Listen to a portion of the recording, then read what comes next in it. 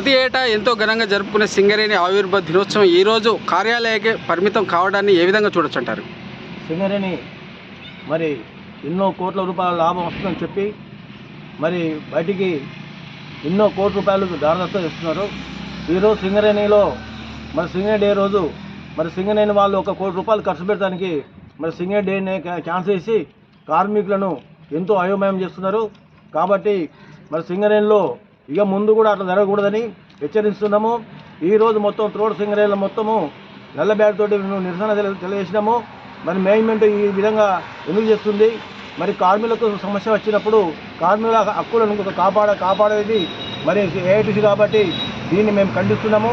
రాబోయే కాలంలో ఎలాంటి జరిగినా కూడా మరి అందరినీ చేసి తోటి మేము అందరము ఏకదాటిగా సింగరేణి మీద అటాక్ చేసి సింగరేణిలో ఉన్న హక్కులను కాపాడుకుంటామని ఈ సింగరేణిలో అనిశ్చితమైన పరిస్థితి ఏర్పడ్డది. కేంద్ర యాజమాన్య మొండి వైఖరి నిరసనగా ఈరోజు జరిగేటువంటి వేడుకలను బహిష్కరిస్తూ ఉన్నాం. సాంప్రదాయబద్ధంగా సింగరేణిలో ఉన్నటువంటి స్టేడియంలో జరిగేటువంటి కార్యక్రమాలు ఇవి వేడుకలు జరిగేటువంటి, అందులో కార్మిక కుటుంబాలు కార్మిక పిల్లలు అందరూ కూడా పార్టిసిపేట్ చేసేటువంటి వాళ్ళు. ఈ కార్మిక మనోభావాలను దెబ్బతీసే విధంగా ఈ కార్యక్రమం నిర్వహిస్తున్నారు కాబట్టి, జీఎంఎస్ నిర్వహిస్తున్నారు కాబట్టి దాని నిరసన మేమందరం కూడా బైకాట్ చేయడం జరిగింది. ఏటీసీ బైకాట్ చేయడం జరిగింది. వాస్తవంగా ఇది కార్మిక లోకం అంతా గమనిస్తుంది.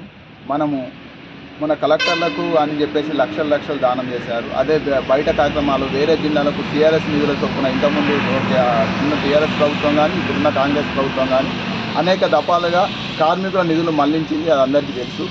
చిన్నపాటి ఫంక్షన్ కార్మికులు, అధికారులు, కార్మిక కుటుంబాలు, ఇక్కడ స్థానికులు ఒక దసరా లాగా చేసుకునే పండుగ. కార్మిక వాడల్లో కోలాహలంగా చేసుకునే పండుగ. కార్మికుల మహిళా సోదరులకు కార్మికులకు వాడల్లో గ్రౌండ్లలో మన పోటీలు నిర్వహించి బహుమతులు ఇచ్చి ఘనంగా మనకు సింగరేణి గ్రౌండ్లో ప్రతి సంవత్సరం ఉన్న అన్ని చోట్ల చేసుకునేది. సింగరేణి ఘనత చాటే స్టాల్స్ కానీ, సింగరేణిలో చేసే రిస్క్ ఆపరేషన్స్ కానీ, సింగరేణిలో చేసే అనేక రకమైన యాక్టివిటీస్ ఏమున్నా కూడా అక్కడ స్టాళ్ళ ద్వారా కార్మికులకు తెలియపరిచేది. మెడికల్ విభాగం కానీ ఏమేమి చేస్తా అన్నది కూడా ఉండేది. దానివల్ల కొంత చైతన్యవంతంగా చేసేది. దాంతోపాటు కార్మిక పిల్లలు ఆ రోజు మొత్తం ఎంజాయ్ చేసేవాళ్ళు. వాళ్ళు ఒక పండుగ, ఒక దసరా పండుగలాగా కార్మికులు జరుపుకునేవాళ్ళు. సింగరేణి డే అంటే చిన్న పిల్లలకు కూడా తెలుసు, ఎందుకంటే అదొక ఉత్సవం. దానివల్ల ఇన్ని వందల కోట్ల లాభాలు వస్తున్నాయని ఈరోజు చెప్పుకుంటూ ఈ ప్రభుత్వము డోకలే అని చెప్పుకుంటూ సీఎం నుండి మొన్నటిదాకా కూడా మనకు ఎలాంటి డోకలే అని చెప్పి నిన్న ఒక్క రోజులోనే కనీసము ఈ ఒక్కొక్క 1,50,000 అవుతాయి కావచ్చు. అన్ని ఏరియాలో కలిపితే 1 కోటిన్నర అవుతాయి. 10 కోట్లు గంట ఫుట్బాల్ ఆడడానికి మన రాష్ట్ర ప్రభుత్వం పైసలు కేటాయిస్తుంది. కార్మికుల మనోభావాలు దెబ్బతీసేలాగా కార్మికులు ఒకరోజు తన సొంత పండుగ, తన ఇంటి పండుగలాగా చేసుకునే సింగరేణి వేడుకలను యాజమాన్యం నిర్వహించకపోవడం చాలా బాధాకరం. దీన్ని ఖచ్చితంగా కార్మిక లోకము, మా యూనియన్లు అందరం ముక్త కంఠంతో వ్యతిరేకించాలి.